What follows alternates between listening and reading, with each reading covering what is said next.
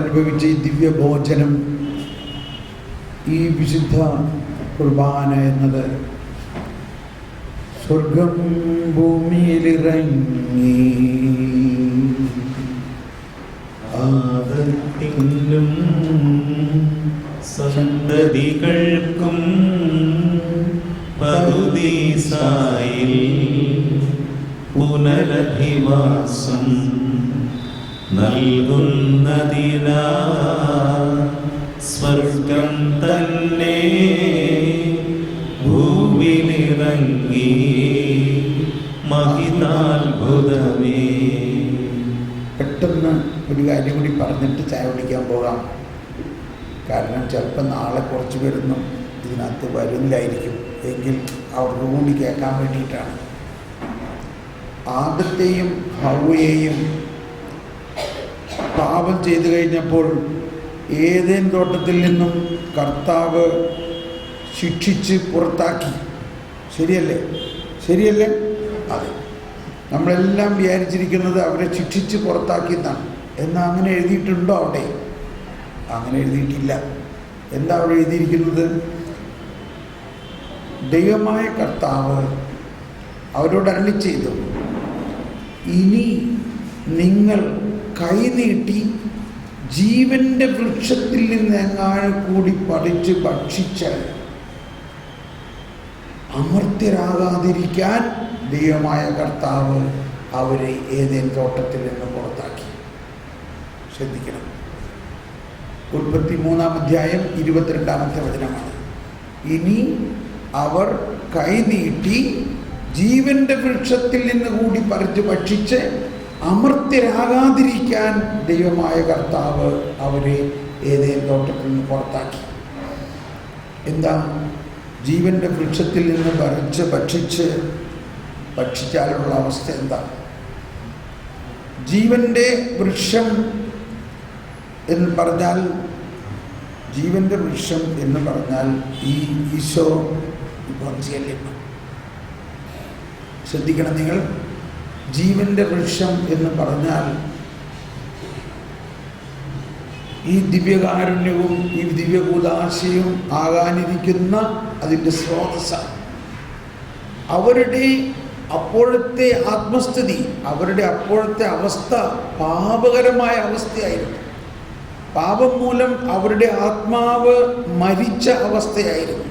അവരുടെ ആത്മാവ് പൈശാചികത നിറഞ്ഞ അവസ്ഥയായിരുന്നു. ആ അവസ്ഥയിൽ അവർ ജീവന്റെ വൃക്ഷത്തിൽ നിന്ന് എങ്ങാനും പറിച്ച് ഭക്ഷിച്ചാൽ ആ അവസ്ഥയിൽ അവർ അമർത്യരാകും. ആ അവസ്ഥയിൽ അവർ അമർത്യരായാൽ അവരെന്തായി മാറും? അവരെന്തായി മാറും? അവരെന്തായി മാറും? പിശാചായി മാറും. പിശാച് എന്ന് പറഞ്ഞാൽ പാപാവസ്ഥയിൽ പൈശാചിക അവസ്ഥയിലുള്ള അമർത്യതയാണ് പിശാച്. അങ്ങനെ മാറാതിരിക്കാൻ വേണ്ടി അവരുടെ രക്ഷയുടെ ആദ്യപടിയായിരുന്നു അവരെ. അപ്പോൾ അത് ഒരുപക്ഷെ ഇങ്ങനെയായിരിക്കും കർത്താവ് പറഞ്ഞിട്ടുണ്ടാകാം. കർത്താവിൻ്റെ വാത്സല്യം മുഴുവനും നിറഞ്ഞുകൊണ്ട്, കർത്താവിൻ്റെ കരുണ മുഴുവനും തുളുമ്പിക്കൊണ്ട് കർത്താവ് പറഞ്ഞു, മക്കളെ, നിങ്ങളൊരു തെറ്റ് ചെയ്തു, എനിക്കറിയാം. മണ്ണിൽ നിന്ന് സൃഷ്ടിച്ച നിങ്ങളിലുള്ള ബലഹീനത കൊണ്ട് ഇതൊക്കെ നിങ്ങൾ ചെയ്യും. അതുകൊണ്ട് ഞാൻ അതിനു മുൻപേ തന്നെ നിങ്ങൾ രക്ഷിക്കാനുള്ള രക്ഷാകര പദ്ധതിക്ക് രൂപം കൊടുത്തിട്ടുണ്ട്. അതിനാൽ ആ രക്ഷാകര പദ്ധതിയുടെ അച്ചാരമെന്നോണം നിങ്ങളെ ഞാൻ തുകൽ വസ്ത്രമണിയിക്കുന്നു. ദൈവമായ കർത്താവ് തുകൽ കൊണ്ട് അവർക്കൊരു ഉടയാടം ഉണ്ടാക്കി അണിയിച്ചു. എന്തിൽ നിന്നാണ് തുകൽ ഉണ്ടാക്കുന്നത്? തുകൽ ഒരുപക്ഷെ കുഞ്ഞാടുകളെ കൊന്നിട്ടായിരിക്കാം തുകലുണ്ടാക്കിയത്. അങ്ങനെ കുഞ്ഞാടുകളുടെ രക്തം പുരണ്ട രക്തക്കറയുള്ള ആ തുകൽ കൊണ്ട് വസ്ത്രമുണ്ടാക്കിയിട്ട് അവരെ അണിയിച്ചു കൊണ്ട് പറഞ്ഞു, വരാനിരിക്കുന്ന ആ ദിവ്യ കുഞ്ഞാടിൻ്റെ അച്ചാരമായിട്ട് സംരക്ഷണത്തിൻ്റെയും ദൈവനീതിയുടെയും കവചം ഞാൻ നിങ്ങളെ ധരിപ്പിക്കുന്നു. നിങ്ങൾ സമാധാനമായി പോവുക. നിങ്ങൾ ഇവിടെ നിന്നാൽ അപകടമാണ്. നിങ്ങൾ എങ്ങാനും മുമ്പ് ചെയ്ത പോലെ ഇനി ഒന്നുകൂടി ചെയ്താൽ, നിങ്ങളുടെ പാപാവസ്ഥയിൽ നിങ്ങൾ ജീവന്റെ വൃക്ഷത്തിൽ നിന്ന് പറിച്ച് ഭക്ഷിച്ചാൽ പിന്നെ നിങ്ങളെ രക്ഷിക്കാൻ പറ്റില്ല. അതുകൊണ്ട് പോയിക്കോ. കൃത്യസമയത്ത് നിങ്ങളെ രക്ഷിക്കാൻ നമ്മുടെ രക്ഷകൻ വരും. എൻ്റെ മകനെ ഞാൻ ബലിയായി അർപ്പിക്കും, അവൻ നിങ്ങളെ രക്ഷിക്കും. അപ്പോൾ സ്വർഗം തുറക്കും, അപ്പോൾ പറുദീസ തുറക്കും. അതുവരെ ഞാൻ പറുദീസ അടയ്ക്കാൻ പോവുകയാണ്. ഞാൻ നിങ്ങളോ നിങ്ങളുടെ സന്താനങ്ങളോ ആരോ ഈ ജീവന്റെ വൃക്ഷത്തിൻ്റെ അടുത്തേക്ക് വരരുത് രക്ഷിക്കപ്പെടുന്നത് വരെ. അതുകൊണ്ട് ഞാൻ കെരൂബുകളെ കാവൽ നിർത്താൻ പോവുകയാണ്. അതാണെന്ന് സംഭവിച്ചത്. അതിനുശേഷം സമയത്തിൻ്റെ പൂർണ്ണതയിൽ രക്ഷാകര പദ്ധതി പൂർണ്ണമായി. യേശുക്രിസ്തു വന്നു, ജനിച്ചു. എന്തിനാണ് ജനിച്ചത്? ആദം മൂലം വന്ന പാപത്തെയും അതിൻ്റെ ശാപത്തെയും അതിൻ്റെ ശിക്ഷയെയും യേശു തന്നിൽ ഏറ്റെടുത്തു. യേശു ഏറ്റെടുത്തപ്പോൾ, യേശു കുരിശിൽ അത് ഏറ്റെടുത്തപ്പോൾ ആദവും ഹവയുടെയും പാപത്തിന് പരിഹാരം ചെയ്ത് കഴിഞ്ഞോ? കഴിഞ്ഞു. അങ്ങനെ പരിഹാരം ചെയ്ത് കഴിഞ്ഞതിന് ശേഷം യേശു പാതാളത്തിലേക്ക് ഇറങ്ങി. എന്ന് പറഞ്ഞാൽ ആദവും ഹവയും മുതൽ അവരടക്കം യേശു വരെയുള്ള എല്ലാ മനുഷ്യ മക്കളും മരിച്ച അവരുടെ അവസ്ഥ, അവരെ കാത്തിരുന്ന അവസ്ഥയിലേക്ക് ഈശോ ഇറങ്ങി. ആദവും ഹവയും യേശു വരെ ഉണ്ടായിരുന്നവരെല്ലാം മരിച്ച് അവരുടെ വാസസ്ഥലത്തിലേക്ക് യേശു ഇറങ്ങി. അവരോട് സുവിശേഷം പ്രഘോഷിച്ചു. ആദത്തെയും ഹവയെയും സുവിശേഷം പ്രഘോഷിച്ചു. സുവിശേഷം പ്രഘോഷിച്ചിട്ട് അവരെ സ്വർഗത്തിലേക്ക് ഉയർത്തി, അവരെ സ്വർഗത്തിലേക്ക് കയറ്റി. അതാണ് നമ്മൾ പാടിയത്. സ്വർഗം ഭൂമിയിലിറങ്ങി ആദത്തിനും സന്തതികൾക്കും പറുദീസായിൽ പുനരധിവാസം നൽകുന്നതിനായി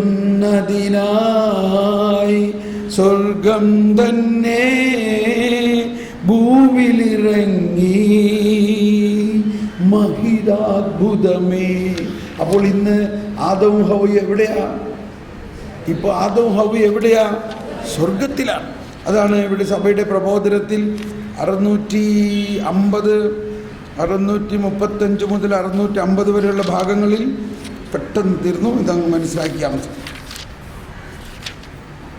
650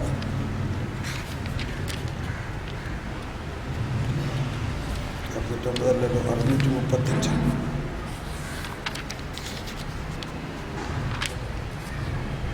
ക്രിസ്തു പാതാളത്തിലേക്ക് ഇറങ്ങി. മരിച്ചവരോട് പോലും സുവിശേഷം പ്രഘോഷിക്കപ്പെട്ടു. പാതാളത്തിലേക്കുള്ള ഇറക്കം രക്ഷയുടെ സുവിശേഷ ദൗത്യത്തിൻ്റെ പൂർണ്ണമായ നിറവേറ്റലാണ്.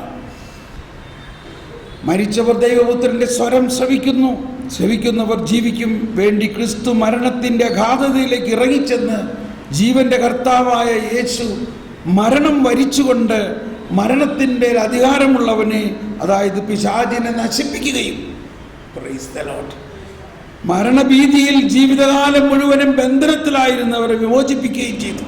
ഇനിമേൽ മരണത്തിൻ്റെയും പാതാളത്തിൻ്റെയും താക്കോലുകൾ ഉദ്ധിതനായ ക്രിസ്തുവിൻ്റെ കയ്യിലാണ്.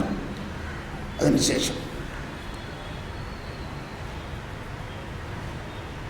നമ്മുടെ ആദിപിതാവിനെ കാണാതെ പോയ ആടിനെ എന്ന പോലെ അവിടെ നിന്ന് അന്വേഷിച്ചു പോയി. അന്ധകാരത്തിലും മരണത്തിൻ്റെ നിഴലിലും വസിക്കുന്നവരെ സന്ദർശിക്കാൻ അവരാഗ്രഹിച്ചു. ബന്ധനത്തിൽ കഴിയുന്ന ആദത്തെയും അവനോടൊപ്പം തടവുകാരിയായ ഹവ്വായെയും ദുഃഖത്തിൽ നിന്നും സ്വതന്ത്രരാക്കാൻ ദൈവപുത്രനായ അവിടുന്ന് പോകുന്നു. ഞാൻ നിന്റെ ദൈവമാണ്, നിനക്ക് വേണ്ടി നിന്റെ പുത്രനായവൻ, ഉറങ്ങുന്നവനെ എഴുന്നേൽക്കൂ, പാതാളത്തിൽ തടവുകാരനായി കിടക്കാൻ അല്ല ഞാൻ നിന്നെ സൃഷ്ടിച്ചത്, മരിച്ചവരിൽ നിന്ന് എഴുന്നേൽക്കുക, മരണമടഞ്ഞവരുടെ ജീവനാണ് ഞാൻ. ക്രിസ്തു മരിച്ചവരിൽ നിന്നുയർത്തു, തന്നെ മരണത്തിലൂടെ മരണത്തെ കീഴടക്കി, മരിച്ചവർക്ക് അവിടുന്ന് ജീവൻ നൽകി. Praise the Lord. ഈ ബോധ്യത്തോടെ, വിജയത്തിൻ്റെ വലിയ അനുഭവത്തോടെ നമുക്ക് ശാന്തമായി അല്പസമയം പോയി ചായ കുടിച്ച് പെട്ടെന്ന് തിരിച്ചു വരാം. 15 നിമിഷമുള്ളൂ. 5:15 നമ്മൾ ആരാധന തുടങ്ങും. കൃത്യം 6 മണിക്ക് തന്നെ നിർത്തും. അതുകൊണ്ട് ആരും ഇനി സമയം നോക്കണ്ട, കൃത്യം 6 മണിക്ക് നിർത്തിക്കോളാം കേട്ടോ. 6 മണിക്ക് നിങ്ങൾ ഇനി പോകാവൂ. ഈ ആരാധനയിൽ ശക്തമായ ഒരു രൂപാന്തരീകരണത്തിനുള്ള പ്രാർത്ഥനയായിരിക്കും നമ്മൾ പ്രാർത്ഥിക്കാൻ പോകും. Thank you.